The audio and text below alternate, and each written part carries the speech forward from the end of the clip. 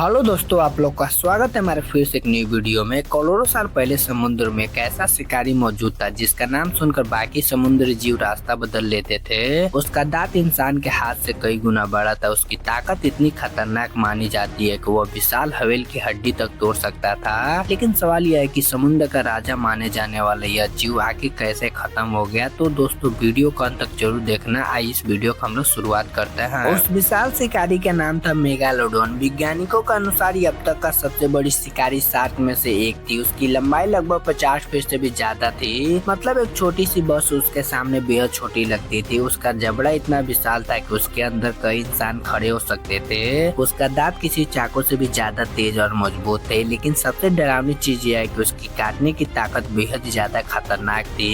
एक रिसर्च के अनुसार उसका बाइट फोर्स इतना ज्यादा खतरनाक था कि वह बड़े से बड़े समुद्री जीव की हड्डी तक तोड़ सकता था। लेकिन बहुत सालों तक लोग मेगालोडोन को सिर्फ एक कहानी के तौर पर समझते थे। कई पुराने नाविकों द्वारा समुद्र में विशाल शार्क जैसी देखने का दावा किया, लेकिन कोई सबूत नहीं था। फिर समुद्र के किनारे और गहराइयों में वैज्ञानिकों को कुछ ऐसे विशाल दांत मिलने लगे। उन दांतों का आकार इतना बड़ा था कि शुरुआत में लोग हैरान रह गए। जब रिसर्च हुआ तो पता चला कि यह दांत किसी सामान्य शार्क के नहीं थे। रिसर्च के अनुसार मेगालोडोन बेहद ही ज्यादा समझदार शिकारी था। वो अक्सर शरीर के नीचे हमला करता था। पहले तेजी से अपने शिकार के पास आता, फिर अपने विशाल जबड़ों से सीधा हमला करता था। उसका सबसे ज्यादा पसंदीदा शिकार प्राचीन हवेल मानी जाती है। वो पहले उसके शरीर के कमजोर हिस्सों को निशाना बनाता था ताकि शिकार जल्दी कमजोर हो जाए। लेकिन समुद्र का यह राजा हमेशा अकेला नहीं था। समय के साथ साथ समुद्र में दूसरे खतरनाक शिकारी भी आने लगे। वैज्ञानिकों के अनुसार उसका सबसे बड़ा मुकाबला करने वाला